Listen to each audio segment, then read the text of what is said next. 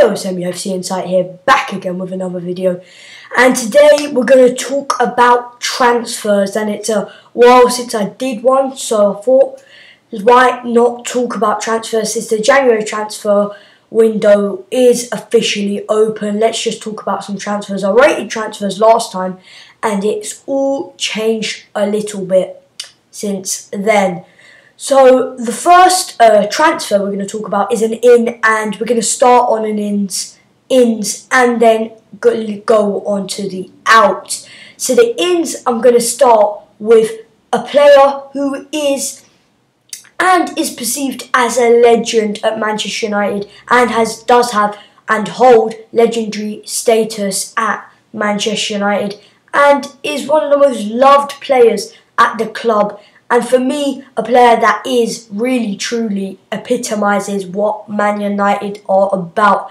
And that is Patrice Evra. There have been a lot of links that have been linking him to a return back to Manchester United. And there have been talks saying that he has told his former teammates and current teammates that he wants a return to Old Trafford and that he would love a return to Old Trafford. Rio Ferdinand also sparked a lot of speculation after hinting that Patrice Evra was set to move to Manchester United, but for me, I don't really look much into that because they're good friends, so I don't really see much in that.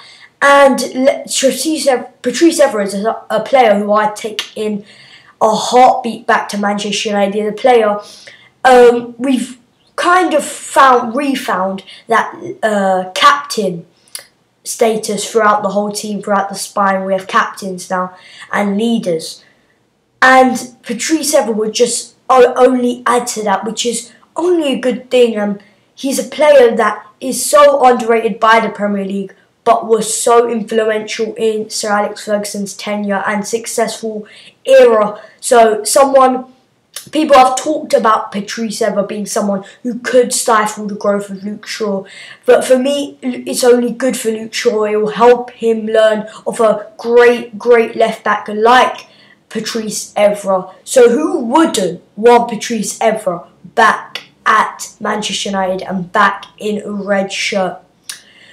The second transfer in I'm going to talk about is a player who's been linked with us on countless times, and I've talked about him in past transfers, updates, and last time I rated him a 0 out of 10 to happen, and things have changed since then. He was getting linked in a lot, and then a BBC report came out saying that we weren't in for him.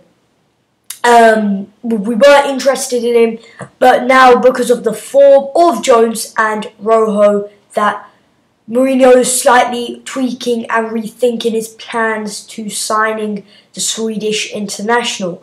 For me, I didn't want him. I made that very clear that I did not want Victor Lindelof because he could only stifle the growth of players coming through and players already at the club.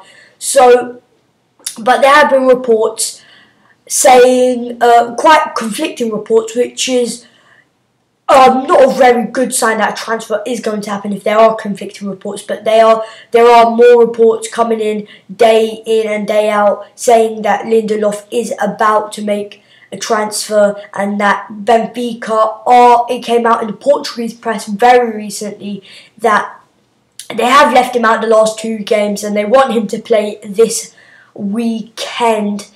But they were expecting him to move Manchester United, but paperwork apparently is holding up the deal and is causing that delay. So for me, it is still possible that this transfer is about to happen and could happen, but I thought I gave it a 0 last time out of 10 because of BBC and their reliability on transfers and reliability on all football news. But there are a lot of reports coming out that we will sign Lindelof, and there are going to be meetings constantly being linked with us. And for me, obviously, don't want him, but for me, there is still a slight possibility that this transfer is on the cards. The next transfer we're going to talk about is one that is just tabloid trash, paper trash, and football rumour, transfer talk trash. It's one that we always see. It's silly season, it's January transfer window or the summer transfer window. There's always rumours flying around, and because it's Manchester United, there are even more rumours. And this is Thomas Muller to Manchester United. Someone was constantly linked with Man United when Van Gaal was in charge, and we know that Van Gaal was a big fan of him. We don't know about Mourinho, probably a very big fan of him because he is a world-class player, very good, extremely talented player. Obviously not having the greatest seasons of this season of yet, but I'm sure he will make it up. He hasn't been getting into the side because of Bayern Munich playing that 4-2-3-1 formation with attacking midfielder just behind Lewandowski, and Muller isn't that player. And think about it, we're talking about it, Lothar Matthäus came out and said that Muller should move, but for me, I think he's just getting linked with Manchester United because we are the obvious team to link to one of the biggest clubs in the world, and this is what happens. And we play a similar formation to Bayern Munich, 4-2-3-1, sometimes a 4-3-3, both formations which you can't really fit Thomas Muller in. We have very similar players to Thomas Muller in Mkhitaryan and Juan Mata. Obviously, Mkhitaryan and Mata are wonderfully gifted footballers, but Muller obviously adds that extra oomph really to that team. But for me, I just cannot see this transfer coming to fruition, and I think it's just the load of paper, trash and rubbish that you will see during this period. And the last transfer in that we're going to talk about is just more trash, and I don't want to dwell on it too much, but he has been linked, so I've got to talk about him, and it is Hakan Çalhanoğlu. He's a player, free kick specialist, very famous for his free kicks at Bayer Leverkusen in the Bundesliga. Wonderfully gifted footballer, just like Thomas Muller. Very different players, but he still adds and gives another attacking dimension and edge if he was to sign for Manchester United. But the only reports that we can find are in the typical tabloids that will pick up on any rubbish, and that is the Sun, the Metro, and the Metro have been linking with him. But when the Metro have been linking a player out or in, you got to take it with a pinch of salt. We already take rumours with a pinch of salt because we know we're Manchester United. But when it's the Metro reporting it, they just pluck things out of thin air. So I would really not see this. I can't see this transfer happening, and it's just more tabloid trash and rubbish. Moving on into the ins, and the outs. Sorry, being a bit stupid there, but moving on to the out, and for me, these are two players. We know who they are, Memphis and Schneiderlin, Morgan Schneiderlin, both linked with moves to Everton and West Bromwich Albion respectively. West Bromwich Albion had been known to, Tony Pulis' side had been known to have made a bid and made inquiries about Morgan Schneiderlin, and Mourinho has made it firm and clear that Morgan Schneiderlin has asked to leave, not in a bitter, horrible way in the way that Di Maria did it, just respectfully, and as a player, he just wants some game time. Memphis probably the same, but Mourinho has said that he won't be loaning any players out except Sam Johnston, who I will get on in a minute. And Memphis and Schneiderlin, two players I would have loved to see stay and succeed at Manchester United, two fantastic footballers.